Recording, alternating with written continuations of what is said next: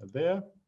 So we have now time for the keynote speech by Dr. Tonny K. Omwansa, and he is Chief Executive Officer at Kenya National Innovation Agency. And before inviting Tonny to start, let me just say a few words about him. So Tonny has a vast experience on technology and its impact in Africa, especially from the viewpoints of research and design. Besides his current position, Dr. Omwansa is the founder of the University of Nairobi's innovation hub called C4D Lab, and the founder and chairman of the Nairobi Innovation Week. Some of you might have been there in person. So his various research assignments have been commissioned by organizations such as World Bank, Bill and Melinda Gates Foundation, Rockefeller Foundation, and Microsoft. Dr. Tonny Omwansa holds PhD in information systems, in which he researched very interestingly the adoption of mobile financial services at the base of the pyramid in Kenya. And he is passionate about the change that innovative, low-cost, and appropriate technologies can bring about if they are utilized correctly. So it's my pleasure to invite Tonny. The floor is yours.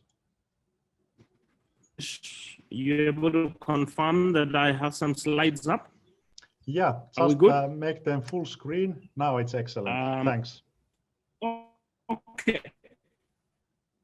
Okay. Thank you. I'm humbled to have been invited just to share some of my thought with the subject matter at hand. You people understand better these sustainable development goals. I relate with them, and I do a little bit of work here and there on innovation, been active in innovation, and sometimes I try to relate some of these issues. And so I hope that that which I can share can be useful in one way or another. I mean, it's a little difficult, of course, to think about how to accommodate every single thing in such a presentation. So I thought I'll pick just very, very specific fewer things and probably discuss them a little more, and hopefully they can be beneficial in the way you apply. So I'll tell you a little bit about the agency that I am heading right now. It's called Kenya National Innovation Agency. It was established by an act of parliament that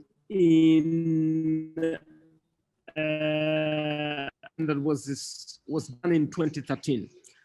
So we call it STI Act, that is Science, Technology and Innovation Act, number 28 of 2013. And it began to operationalize in 2016. And I was engaged as a substantive CEO September this year. So I'm a few months old in office. There has been an acting CEO. The mandate of the agency is to develop and nurture the innovation system in Kenya. And that, of course, includes working with us very many partners, both locally and internationally as well. The role really is to try and transform knowledge into innovation and enterprise. So at the end of the day, after all the research or the know-how or the ideas are developed, they need to translate into something meaningful that society can relate with. And that's why the mission basically enable innovation for socioeconomic development.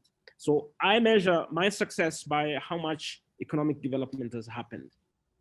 We work with a number of stakeholders. I mean, as you can relate, innovation is not a person's job. It's not an office. It is the capacity to bring together stakeholders and kind of try to optimize the various functions and then catalyze and provide the leadership. So we work closely with academia, industry, innovation support systems from a policy as well as operational perspective in order to achieve our mandate. Now, over the next 2-3 years, I have prioritized commercialization and startups. Those are going to be two pillars that we're going to be driving. So I'm giving you a little bit of my background and what is it that we're going to be doing, and then you can see how I relate that to the subject of sustainable development goals in some little way. So we have many things that we're going to be doing: partnerships, standards, evaluation of IP. We're going to establish agreements. We're going to be doing licensing. We're going to be doing a lot of dissemination. But at the heart of this, we're going to drive commercialization of research, and then we're going to try and strengthen the startup ecosystem in Kenya. So if I have picked those two priority areas, commercialization and the startups, let me try to elaborate a little bit what is we're trying to achieve in an agency in the context of commercialization.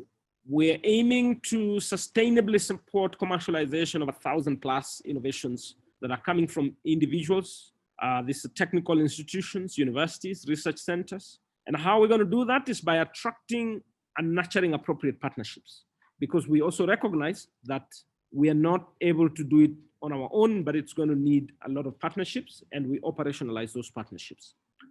And in specific terms, we will be supporting funding, establishment of incubation hubs and growing them, IP and can help institutions to commercialize, as well as individuals. We'll be trying to develop institutions and universities. We'll be developing a digital marketplace. We'll be organizing forums that then help to catalyze that agenda of commercialization. That is one. The second one is around the startup ecosystem.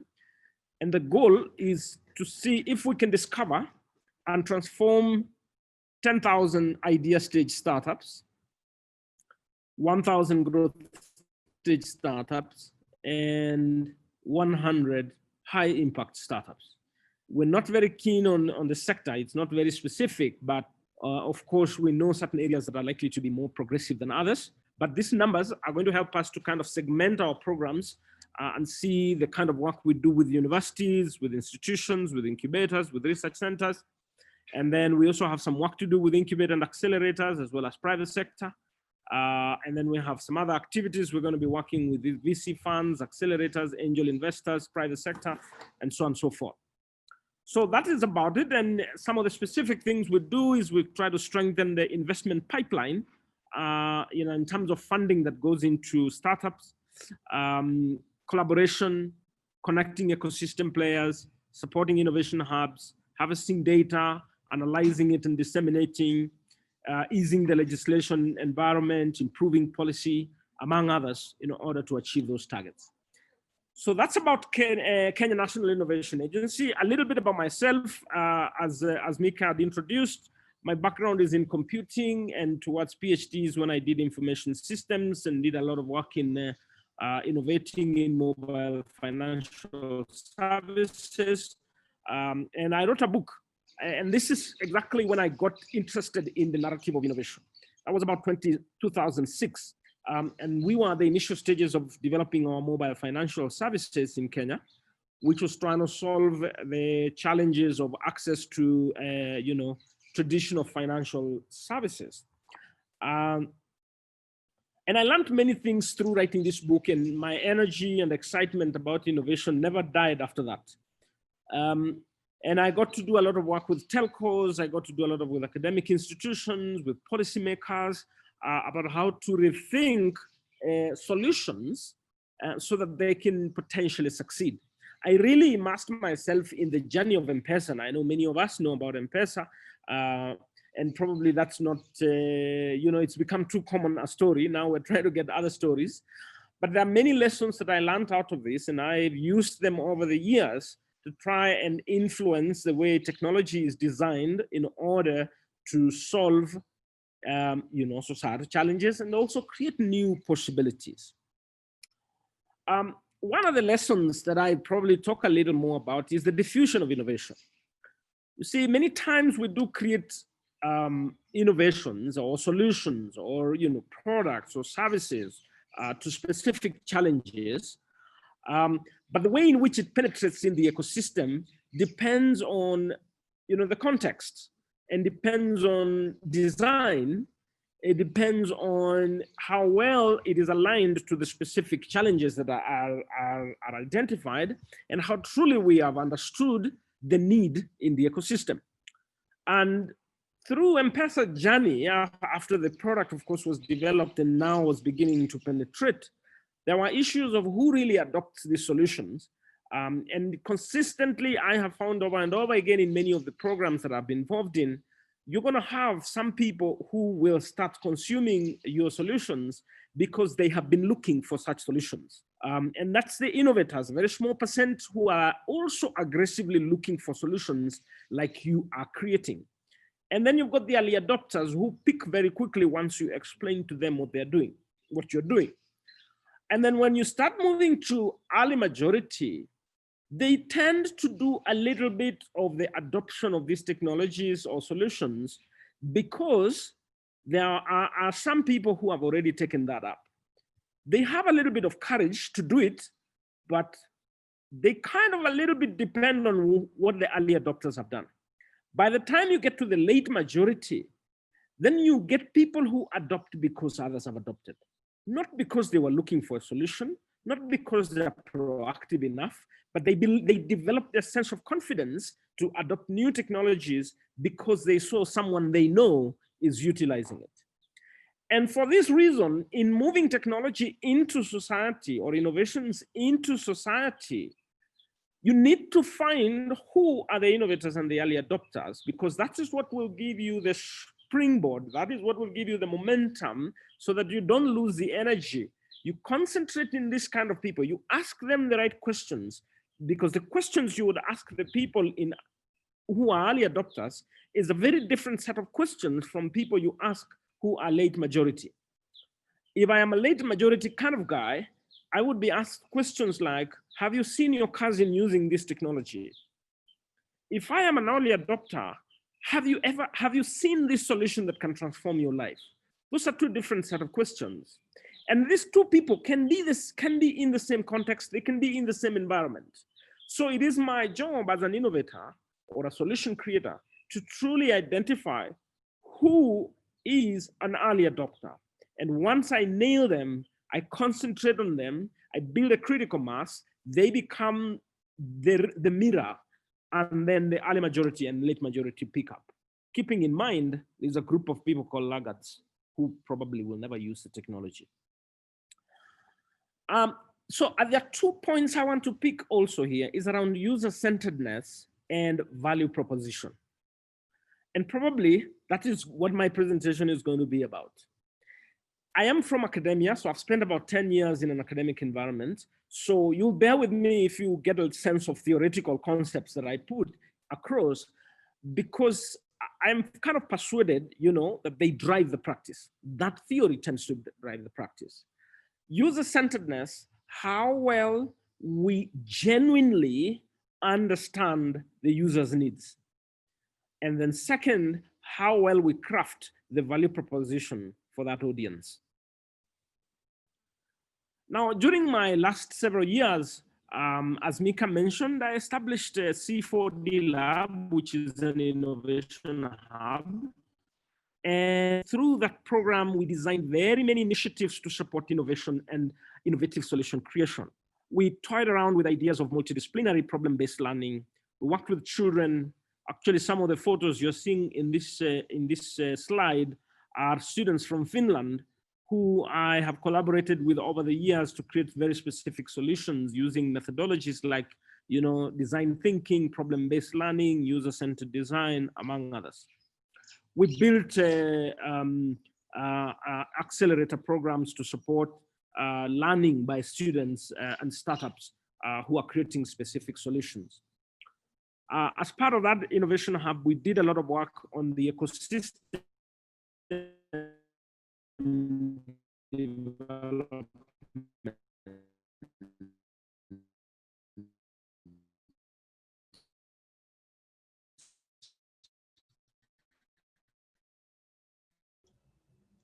Tony, the sound has been pretty good so far, but now we are losing you at the moment. So what about now?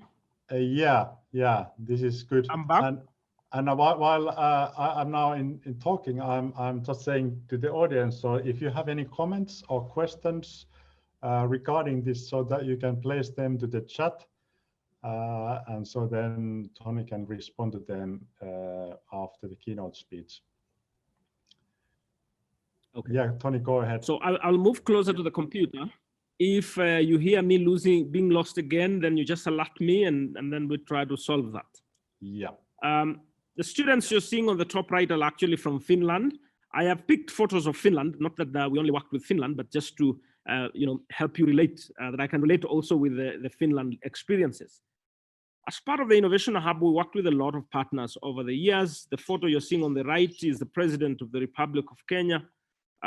We held a lot of workshops, piloted a number of initiatives over that period of time. We also designed something we call Nairobi Innovation Week, which brings together a lot of stakeholders. The photo you're seeing at the bottom is a minister, vice chancellor, the president of the republic, and we inspired a lot of innovative thinking and innovation solutions. This is some examples of some of the innovative solutions that students and young people built over the years through the inspiration of Nairobi Innovation Week. From Finland, I have worked very closely with the University of Helsinki, Aalto University, as well as the Finnish embassy in Nairobi. And I have been to Finland a couple of times. Now, why this talk? I had a call, I was approached, and we talked a little bit about sustainable development goals and some of the work that you people do, the non-NGO space. And you wanted to think a little bit about innovation and how we can begin to propel ourselves to be more innovative and kind of make more innovative solutions. And so I realized that, SDGs are universal. So if I spoke about a universal principle, it can apply to all SDGs. They are interconnected. If I spoke about an interconnected principle, then it will apply to SDGs. So I picked these two words, sustainable and innovation. And they basically shape the way I'm going to be addressing this question going forward. If you don't pick anything out of my presentation, please go with this. I've said that if anything is going to be sustainable and it's going to be innovative, then it must be value-based. Because if it is value-based, then the user can think about it in the long haul. The user can connect with it, can personalize it. One of the things we learned around M-Pesa was the stickiness of the product. For people to make it sticky, that means it has to be based on some value system. And for it to be innovative, it is also going to be based on a certain value that has been created. Now, what is innovation? We have many ways of defining it, but I have my preferred way of defining innovation. And I like to ask people if they think they are innovators. And sometimes I make a poll and I ask people to tell me what they think, whether they are innovators or not. And many a times you get maybe 40% will tell you they think they are innovators. This is my simple definition of innovation. It is change that adds value. Just think about it again. It is change that adds value. If I can create some change, it doesn't guarantee that there will be value. I can create value, but I don't know if I'll have created a change. But if I can have a change on which value has been created from point A to point B, and life is either better, things are faster, things are more economical, there is less waste, and so on and so forth, then I will have innovated. That is how I prefer to look at innovation. That way I make things very simple. Change means movement. There has to be some element of movement, and I have to measure that movement. It has to be quantifiable. It could be at a space of time. It could be as a space of location. It could be a way of doing things. There has to be some form of movement from how things were before and how things are now. Ads means positive. You've got to add something positive to what it was in the process of making that movement. And it could be a policy. It doesn't have to be a product. It could be a service. It could be a setup. It could be an attitude. It could be a way of doing things. It could be just an environment. It could be a working place. It could be the interaction. It could be communication is taking place more effectively. And there has been a change that has added value. If it is my relationship with my spouse and there is a change in the way our relationship has been, and there is something positive about it in the function of time, I can say I have added value through a change over time, and therefore I have innovated in the relationship. Let's go a little deeper. When we say change that adds value, the value is according to who? I might think that I have created value to my customers or my users, but unless they can confirm that, then that's not the value I'm looking for. I want the value to be defined and appreciated by the user or customer or parent or child or neighbor that I am providing a service to. So the person who is going to determine what is valuable cannot be the person who is creating. You can confirm, you can evaluate, you can assess as the person who is creating, but the answer shouldn't be from you. It should be from the person that you're creating. And that's why I say that if we can empathically and genuinely make sure we understand the pain point of the consumer or the customer, and we deeply immerse ourselves in it, and then we can measure the change that we have created and we can confirm it based on what the consumer or the user or the learner or the student, whoever that is we're creating, if they can give us feedback to say, yes, this is valuable. They might not know how to quantify it, and I will do it, not a problem as a person creating, but at the end of the day, value is going to be dependent on the person we're creating. It's not going to be my supervisor who is going to assess the work I do to determine value, but rather the value is by the user. Now, when we say change that adds value, it does not tell me anything about the size of change. Really, that's not what is important. If we can have huge change in terms of size, that's well and good.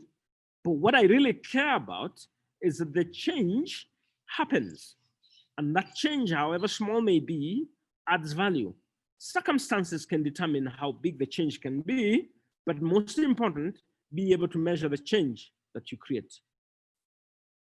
So putting that into the context of sustainable development goals, I mean, in all these sustainable development goals, depending on which space you're active, there is change that you can bring. And there is value that we can create that benefits the consumer. It could be in reducing inequalities. It could be in the quality of education. It could be in zero hunger.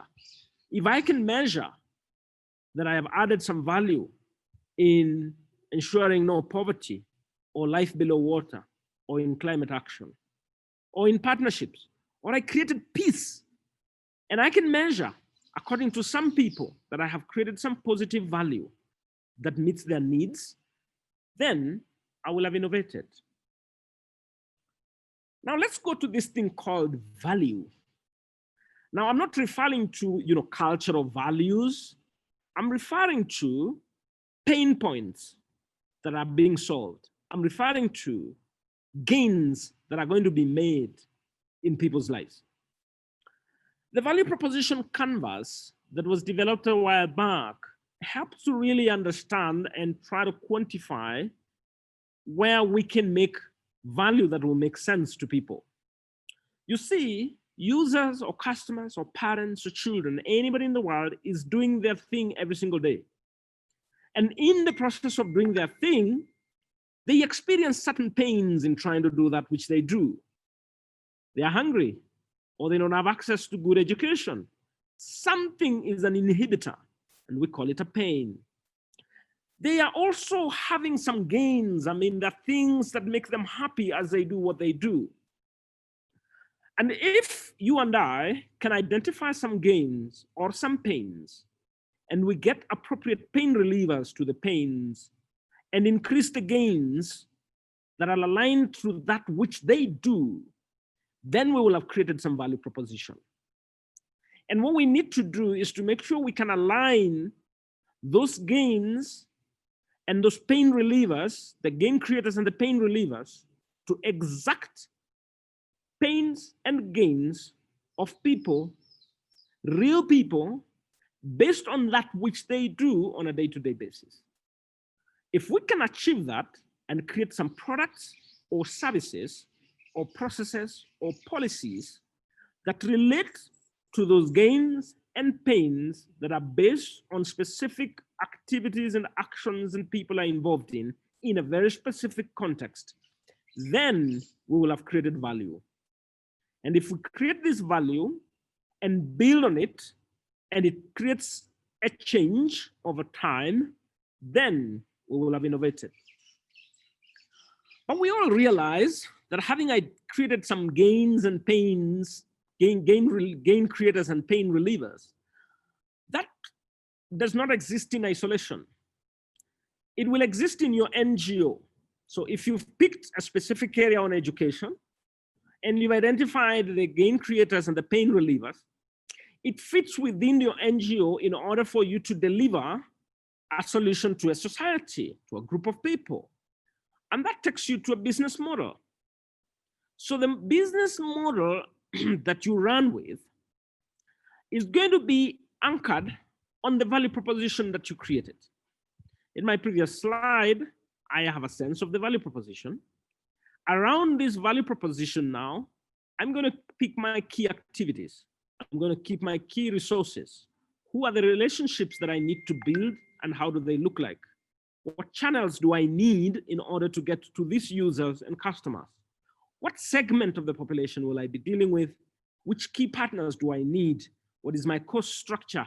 And how do I sustain that which I do, whether it is profitable or otherwise? There has to be some form of revenue that will then sustain my business model. So at the heart of the model of my operation as an NGO, as I solve a specific SDG or multiple set of SDG, is the value proposition.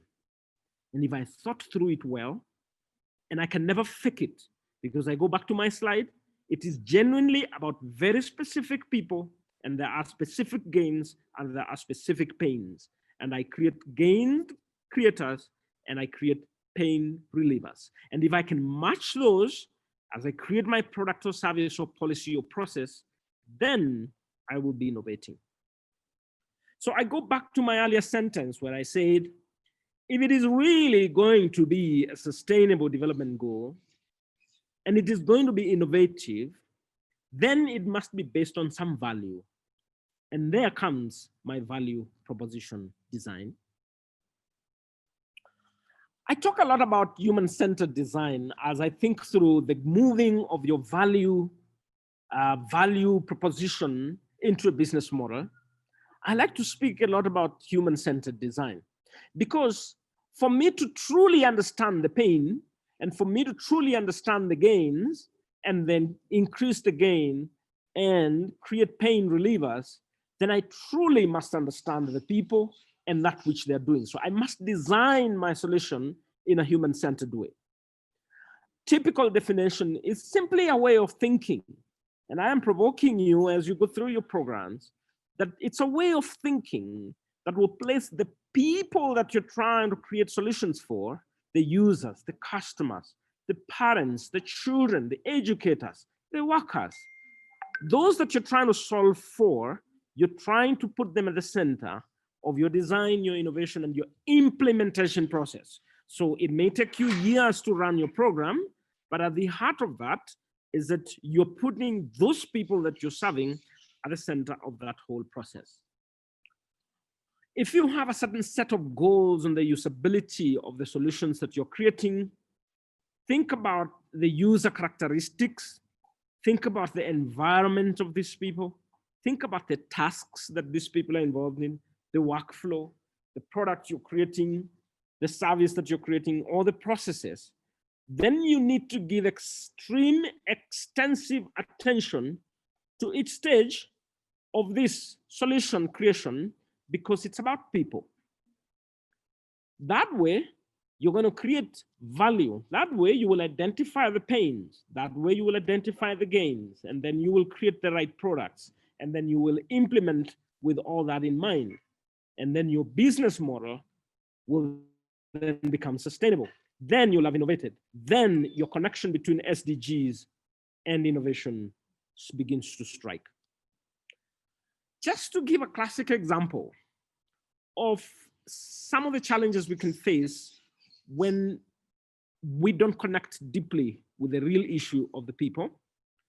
I am a medical doctor, and a patient comes to me and says they have a back pain. I need to figure out what's caused the back pain, and then I need to recommend the right solution. What kind of questions am I going to ask? I may ask, how long ago did the pain start? Which other medication do you have? How old are you? What's your nature of work? What challenges do you face? How long ago did the pain start? And so on and so forth. What time of the day do you experience most pain? Which sitting position or standing or walking do you experience most pain? And so on and so forth. One doctor was given this challenge, and they tried to figure out what was the pain, what was the cause of the pain. It took a long, long time, many years, to finally discover that this man had been putting a wallet in his back pocket and sitting on it. And the wallet had some notes and cards. And because he's used to sit for some hours, over time, his back started leaning because the wallet was making him sit at an angle. And that started causing pain point. He wasn't sick. He didn't inherit any problem from his parents, or it was not a genetic problem. It was not a diet problem. It was not lack of exercise. It was something he was sitting on for several years. To truly understand that means I must immerse myself to this person's life. And then I can get the right pain reliever for this patient. So it is about designing with the user, not just for the user. It means immersing oneself, then I can create truly transformative solutions, which is change that truly adds value. The value can be, the change can be significant, and that's great. That's awesome. If I can truly find the pain point, the extent to which I truly find the pain point and innovatively create with the user, create the right solutions for the user, then my change can be a lot more significant. But that's not my problem, really. My problem is that you create genuine change that adds value. How big it would be, that's a detail. You know, as part of my work with Aalto University over the years, we've done some work around problem-based learning. And this is something I will also challenge people in the audience to think a lot about. That if we learn to fall in love with problems, not solutions, then the significance of the change we create grows. The value we create becomes greater and deeper because we fall in love with the problems and we delay falling in love with solutions. I'm not saying we're not going to fall in love with solutions. I'm only saying that by spending enough time and deeply falling in love with problems and delaying the satisfaction that comes out of creating a solution, then we deeply understand the pains and we create more appropriate, valuable solutions. In our design thinking and user-centered journey, this is a little bit about a methodology. It is not something that suggests we have to be very strict about it, but it's a methodology where we are prepared to divergently think at the beginning of whatever we create and get the inspiration, immerse ourselves into real problems, understand whom we are designing for, what are the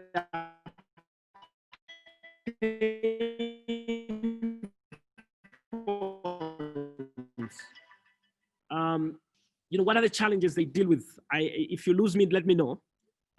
Once I truly ask the questions, I empathize, I observe, and I discover, then I can begin to ideate and I begin to converge, thinking through the kind of solutions I might create. I analyze the data, I review, I critique, I validate. As time progresses, then I can begin to create solutions. I converge, I implement, I operationalize, I interrogate, I confirm, I validate. I can look back to the beginning again. But I need to put a little bit of an emphasis here that being human-centered in creating this value is not about following a process. It's not about doing step 1, step 2, step 3, and being methodical and systematic, but rather it's about being mindful of the principles of human-centeredness. It is about being conscious in every step of the way. And it could be cyclic in the way we do it. In step 1, we're human-centered. And we will loop around there. As we move to the next step, we'll be human-centered as well. That way, we will create gains and pain and pain relievers that will truly solve the challenges of the society. Is it worth it? The question would be, is it worth all the trouble? Yes, absolutely. Because it can help us to validate assumptions. Such thinking can help us to reduce waste. Such thinking can help us to build loyalty with the users, loyalty with the customers. We can make our solutions to be sticky. We can make our solutions dependable. We can build multidisciplinarity in the way we create our solutions. Tony, so in our human-centered, can I just, sorry to bother you, but I would like to ask a couple of questions also so that we have time for Q&A. So is it okay if I ask already now or only in the end? So there's, can you hear me, Tony? I can hear you. Okay. There was a question about from Senia that I would be happy to hear any examples or success stories of Kenyan CSO's role in innovation work. So could you talk more about the role of CSOs, how NGOs have been involved in practice in these innovation processes in Kenya, as you have been there and working in this field for quite a long time? Yes, I have worked with a lot of development partners and NGOs. And probably at some point I was wondering when I'm going to list a set of examples. But within a number of sectors like education, classic example is a startup that started building a solution of a low-cost school as a way of addressing one sustainable development goal. Low-cost solutions of schools. So they can build a school using low-cost material, and in a week or so, there's a functional school, and they've centralized all the operations from one place. So they run hundreds of schools across the country, and they've centralized all the operations from one place. The school program is called Bridge International. And it takes a very little while to provide quality education at a low cost to schools. We've done some work with the UN Habitat, and they've kind of come up with solutions around mobility in trying to transform and provide decent mobility solutions to people at a low cost. We've done some work on healthcare around sanitation and access to sanitary pads that are locally designed with local characteristics fitting the context.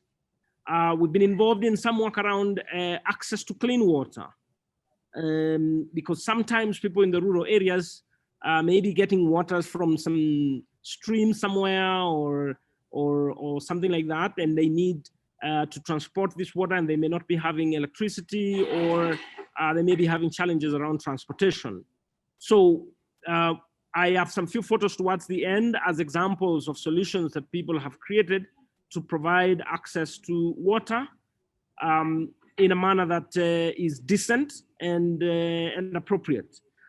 We've got a few cases where I was involved in a project of providing access to energy, integrating mobile payments with a solar solution where someone typically may not have access to electricity, and so they're not on the grid system. And even if they were, probably they might not be able to pay. So what the solution was is a solar panel that has a GSM solution that enables you to make payments, a repayment for owning that system. On a daily basis, you only send 20 shillings. Now, I don't know how much that is in euros, but you only pay 20 shillings using mobile payment on a daily basis. And in the course of time of about 3-5 months, you have owned that system that lights your entire house. So yes, there are several examples that I can go on and on and on in the various sectors that relate to sustainable development goals. Does that help? Yeah, thanks, Tony. Maybe I mean we are already unfortunately past the time, so maybe we can take one more question and then we need to move on. But as a comment to your presentation, that a lot of this kind of a business model thinking that you were talking about, it is related to NGOs' work, for example, in their own projects for livelihoods, youth employment, entrepreneurship skills. So there, these kind of skills and methodologies pop up. I think the language of business and human-centered design thinking is often quite different what the civil society uses, what the NGOs representatives are using, but there are clearly a lot of interlinkages as well. For example, the design thinking you have been talking about, it's been quite a hot word over the recent years, and NGOs in the beginning may be seeing it as quite a separate issue, but actually they have been practicing those methods in their own ways and maybe with different concepts very much already over the decades, but it can still can add value and give a new angle to that. Maybe I would like to ask one question, unless there are other questions coming in, that you started with M-Pesa, and a lot of people know what has been the influence of M-Pesa, mobile money, in Kenya and Eastern Africa, and how people also living in poverty and marginalized people have been able to benefit from the access to banking. I mean, it has really changed their lives. But as you said, we are still talking about M-Pesa, and probably because there hasn't been that much coming afterwards. I mean, in terms of very scaled innovation. So especially when thinking about poverty reduction and realizing the human rights of most marginalized people, for example, in Kenya, where do you see what kind of innovations, new M-Pesas might be coming up that NGOs should be looking at? Do you have some ideas, or do you see something coming up at the moment? Okay, thanks very much. I mean, I first observe that, yes, the same principles, because I'm not from NGO world, so my presentation might be a little more leaning towards business, but the principles are the same, and you can contextualize the best way possible. You're right about M-Pesa and the success that there has been, and that we probably don't have as similar transformative experiences in other sectors. But there have been, probably it's just that the stories are never told as much.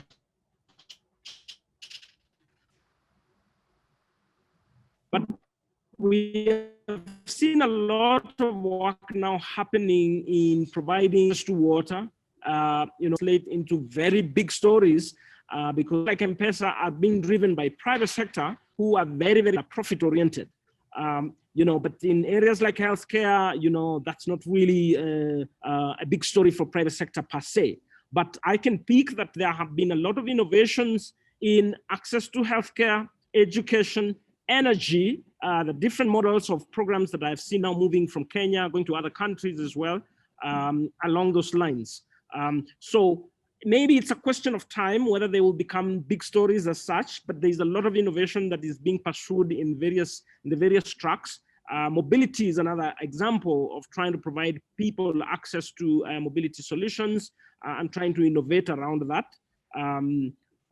When we had a story like Uber, now we've got our own solutions like Sendy. I mean, of course, that's a little bit of private sector, but again, basic human needs can be solved using scalable and sustainable models, and they can be applied in business or in non-governmental environment. Thanks, Tony. That's a good way to end. I know that you have lots of experiences and you could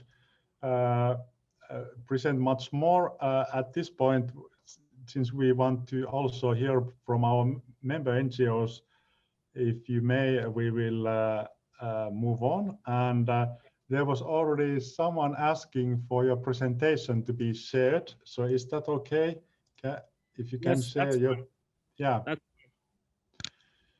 So Dr. Tonny Omwansa, thanks very much for the keynote speech and responding to a few questions here. I know you are extremely busy in your new role, so we'll continue discussing these thoughts and reflect how they can be applied in civil society organizations. Now, let me... I can say bye for now. Thanks very much for hosting me. Yeah, thank you, Tony.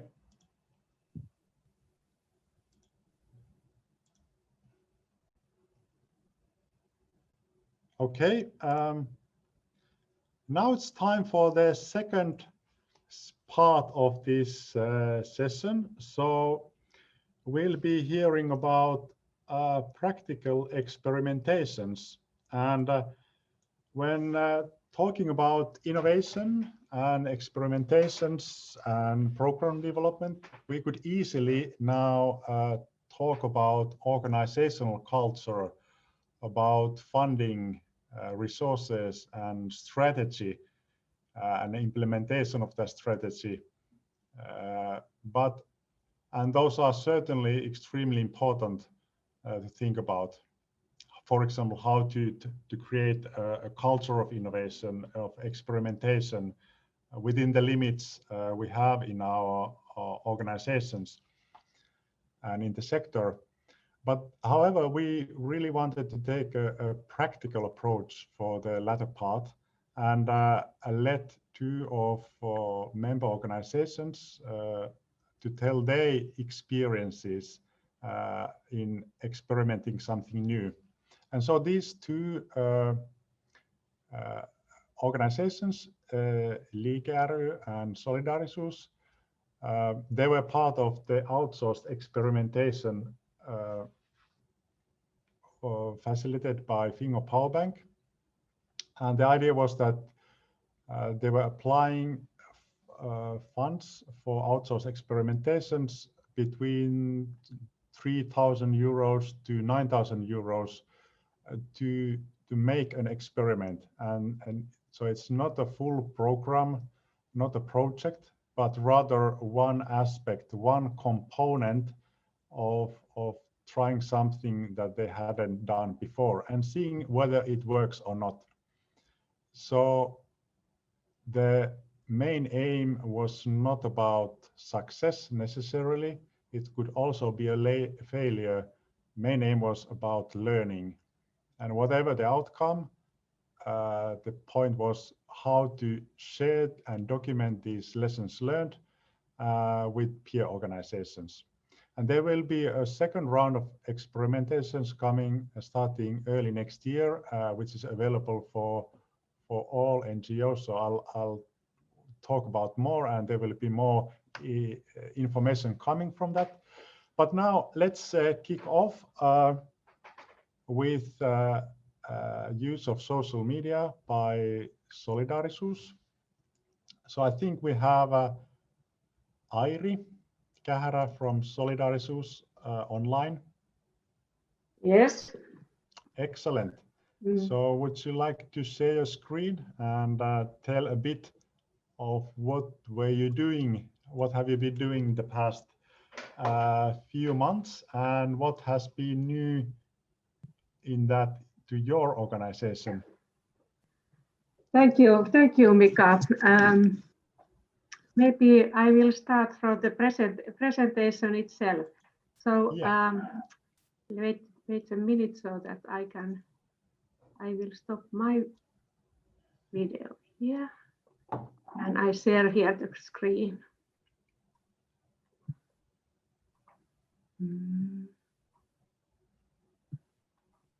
Here. So, yes, we are two. My name is Airi Kähärä from International Solidarity Foundation, and Joel Machuca, he is also present. He is answering the questions what you are writing for the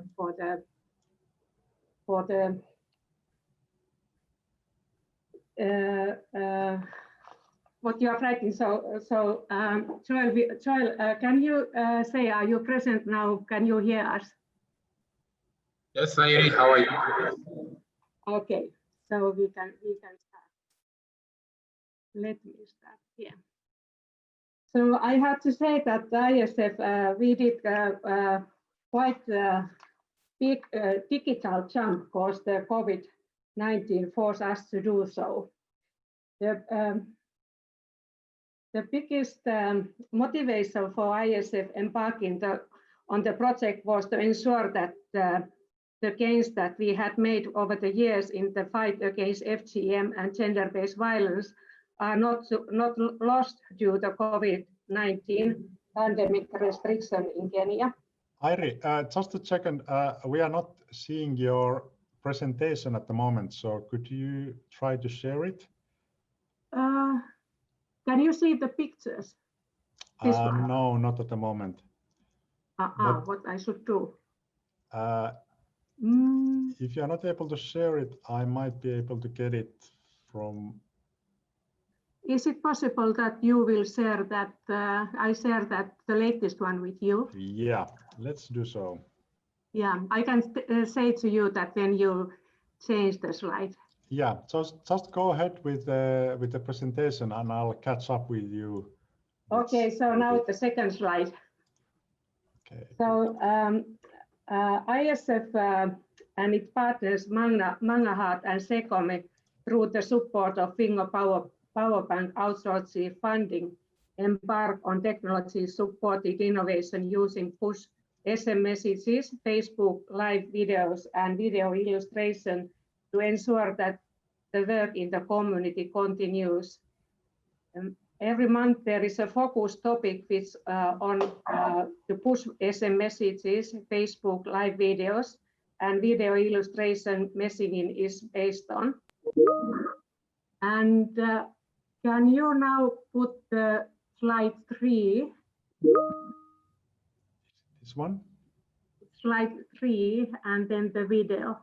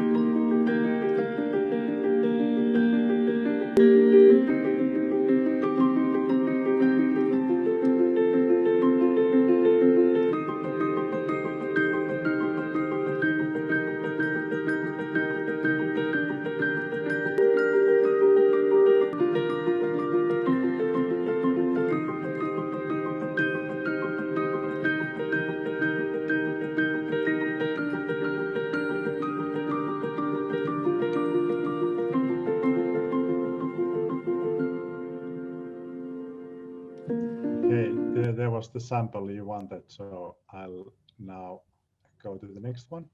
Thank you. And when we started the social media activities, the numbers who follow and like ISF Facebook pages increased from hundreds to thousands every month in Kenya. Then we can take the slide for number 4. What we learn during this last 6 months, we learned that the local administration can be brought on board to use the SMS platform to pass messages to the community members or even invite them for community meetings.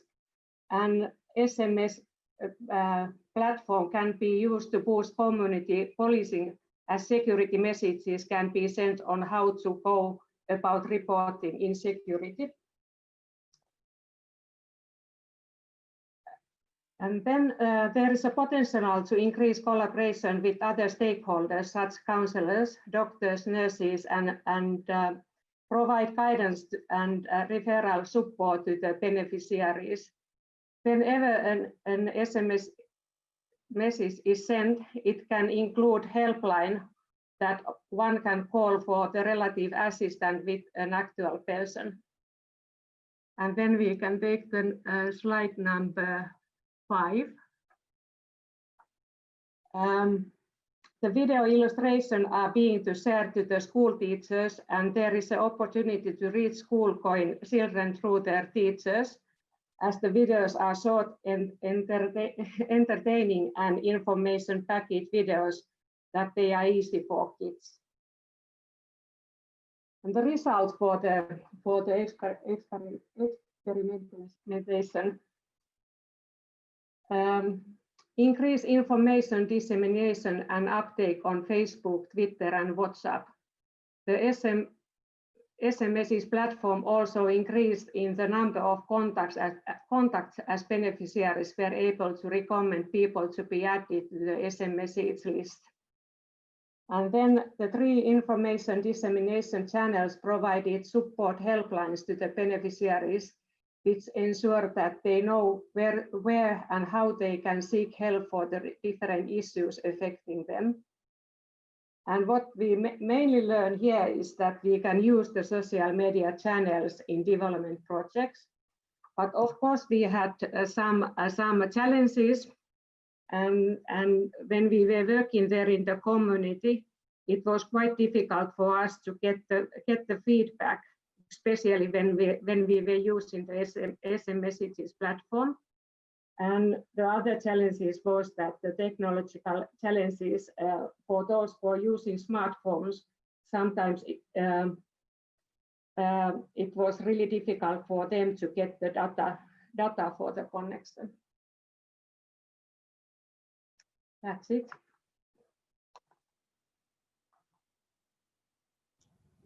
Thank you, Ari.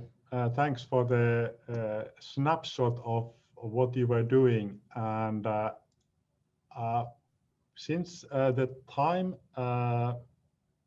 we are a bit behind the schedule. So what we will do now is that instead of going to the group work after Solidarisuus and then again after LiiKe, I suggest that we take also the presentation by LiiKe and then do the group work together on both of them.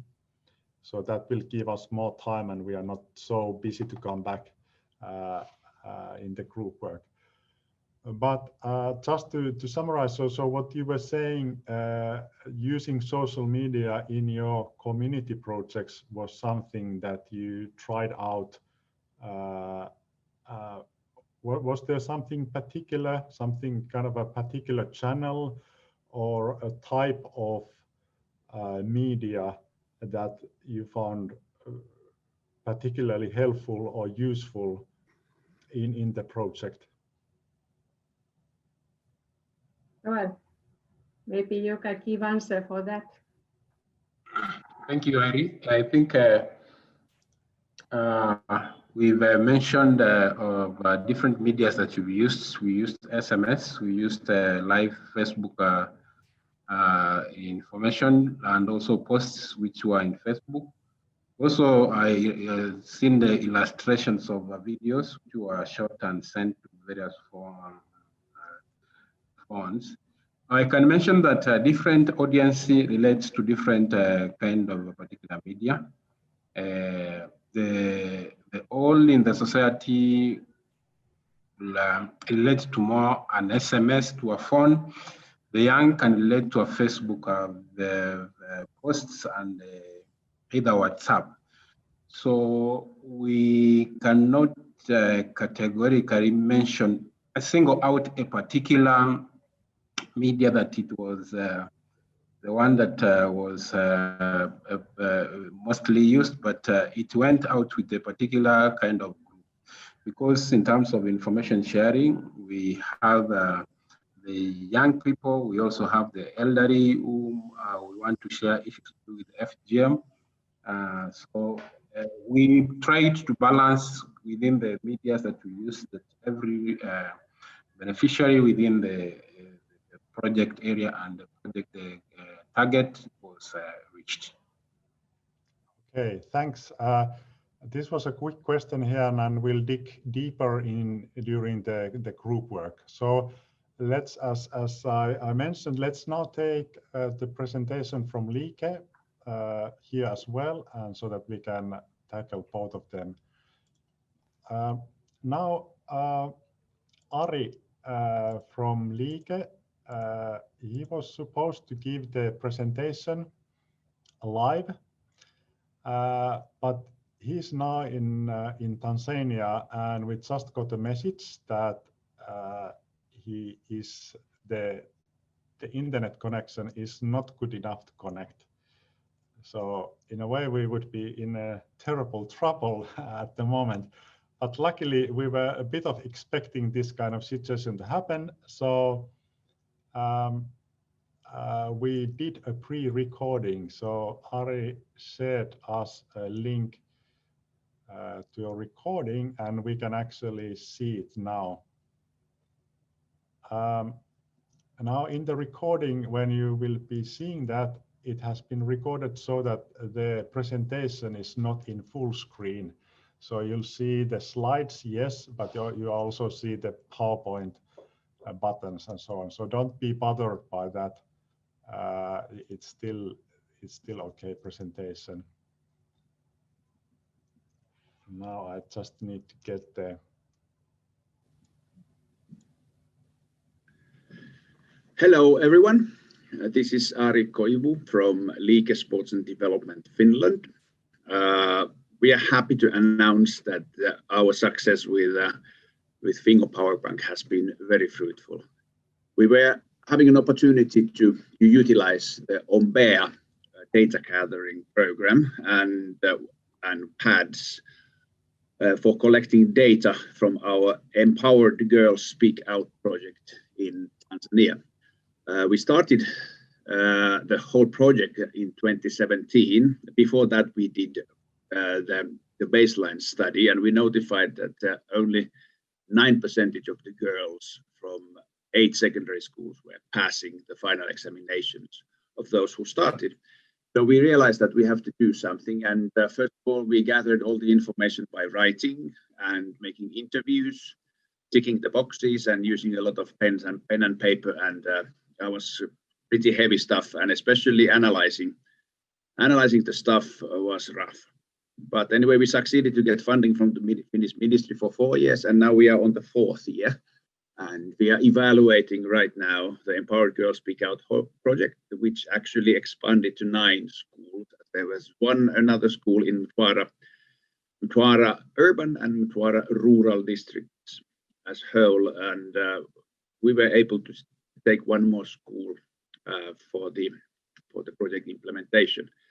And the aim of the project was to use sports, health education, life skills, and especially girls' action clubs and meetings with parents and other stakeholders like school committees and teachers to ensure that the girls are successfully finishing their secondary education.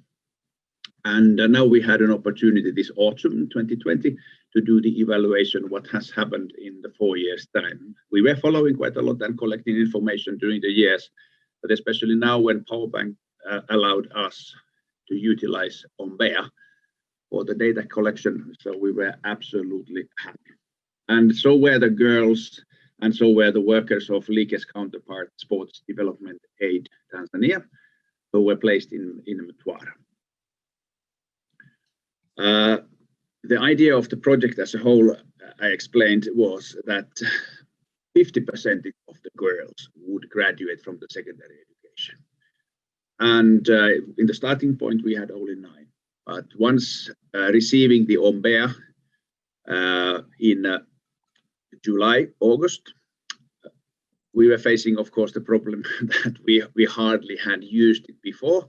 I had some preliminary ideas which were trained by the Fingo representatives, and Mika Välitalo was also giving me some hints and instructions on how to utilize it. But on the other hand, Ombea staff was also very helpful, and we were corresponding with them quite a lot to England and also to Sweden. And they gave us a short course, and they have an absolutely fantastic instruction book in the internet that is easy to follow. And we found that Ombea was a great solution for this data collection in our evaluation. The evaluator for the project, she came from the University of Dar es Salaam, Dr. Devota Marva, who has also been in Finland at the University of Jyväskylä on the Department of Physical Education. And she was also very pleased to utilize the Ombea for the evaluation process.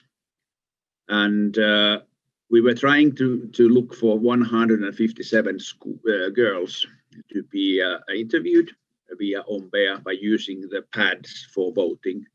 And rather successful we were, of course, in the beginning. Even after the training, we were using Zoom experiences for the training quite a lot.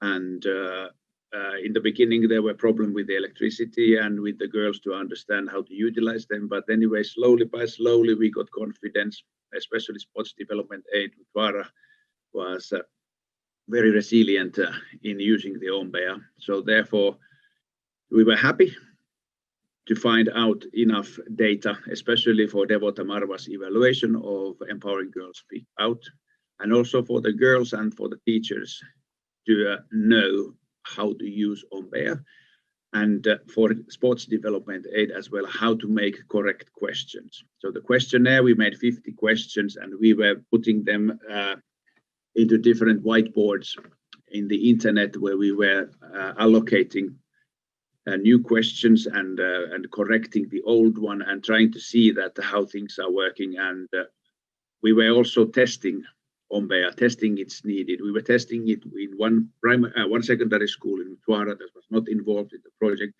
We were testing it also with workers of Sports Development Aid.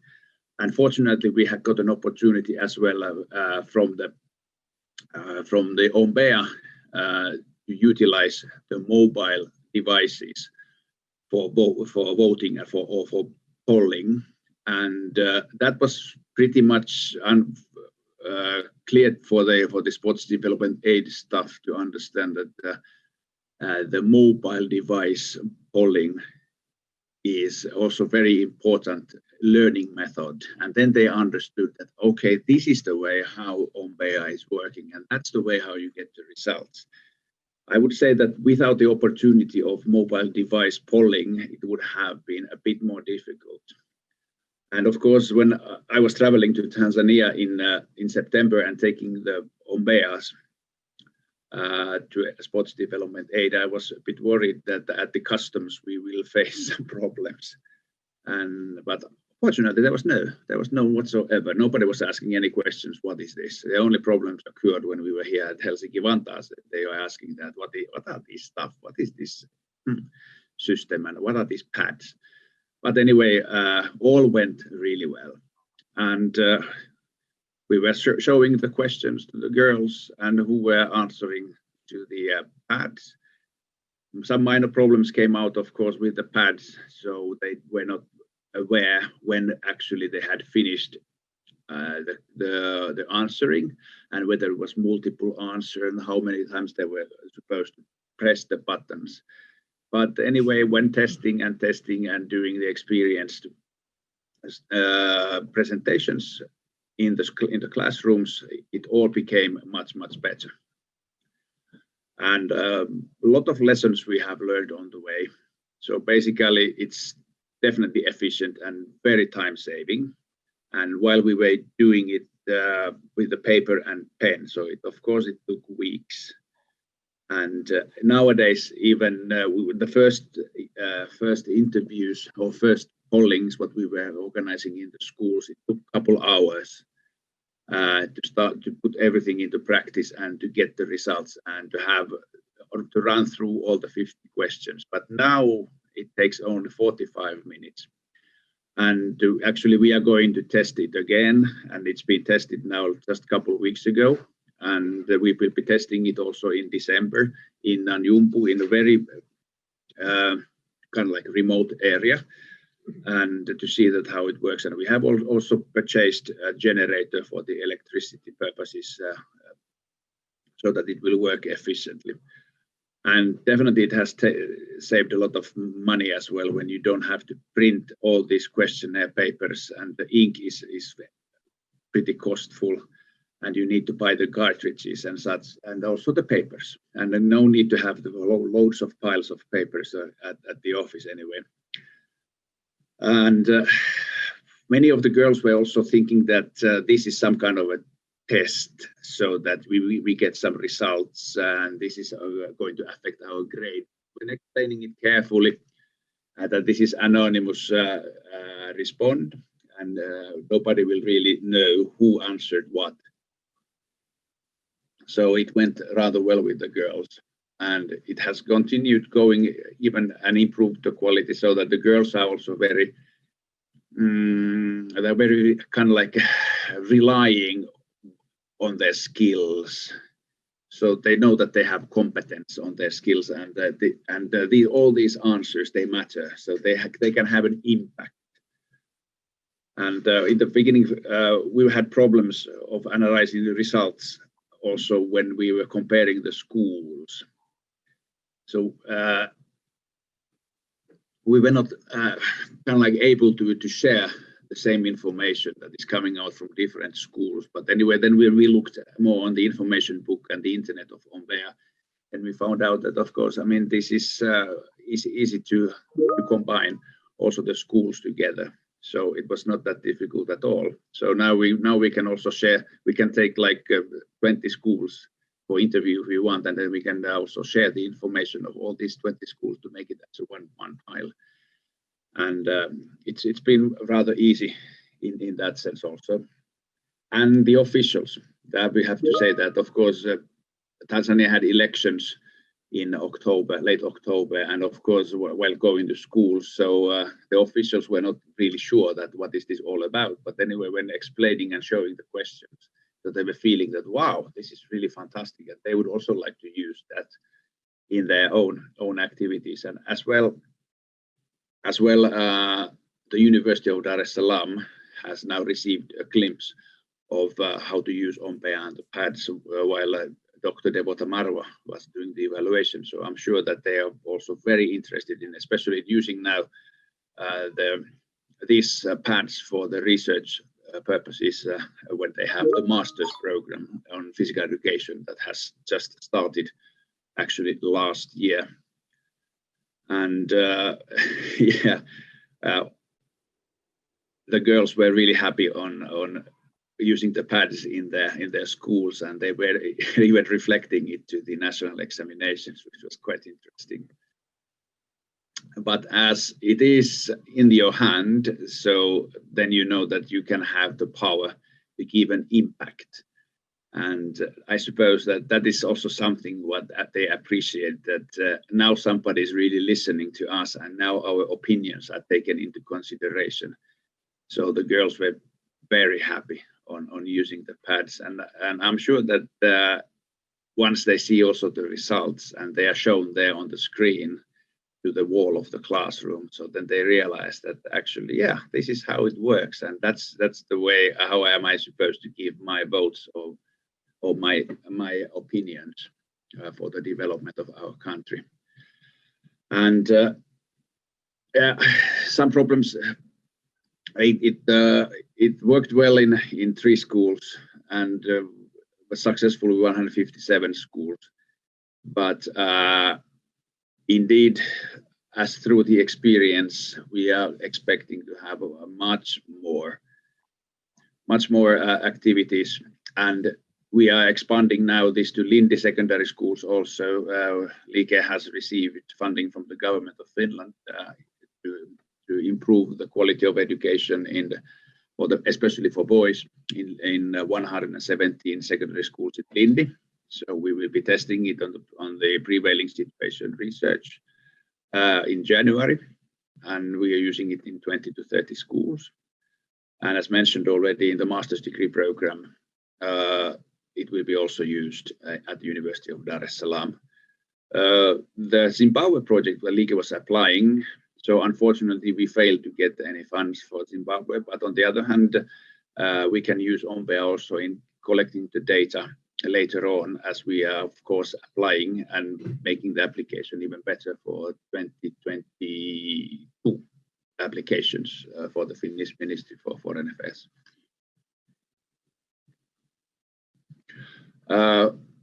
In overall, I would say that receiving Ombea was a fantastic issue. So it has brought us also to the digital life, LiiKe, and as well sports development aid. And now these kind of various digital solutions, what we are going to start to use, especially how to make videos, how to gather information, how to put them into statistics, how to report, how to use the social media in the future, and how to put some basic information to the social media, which is already relevant and has been tested and has been gathered by using Ombea. So it's easy for us to protect and encourage all the schools to use sport for development, to use physical education for development, to use health education for development, and also to use the life skills and gender equality for the development, as we can easily then, as organizations, we can collect the information from the field and use it for the benefit of the society. And so far, what we have heard from the authorities and from the Ministry of Education, Ministry of Local Government, and also Tanzania Institute of Education, they've been very happy to hear that LiiKe and SDA Sports Development, they are using these kind of sophisticated data collecting tools in Tanzania, and they're welcoming us all over again to use them. And in December, we will have more communication with the ministries in Tanzania to show that what we are doing with Ombea. And I'm sure that for the next year time, it will be spreading to university and also then to Lindi, and Dwara will continue it. And hopefully in the next oncoming years, we can see it also in our project researches, new project researches in Zimbabwe and also in elsewhere. So thank you very much for the Ombea. We are happy to use it, we are happy to have it, and we are happy to share also the information what we have on what kind of experiences we have gained from the field. Thank you very much.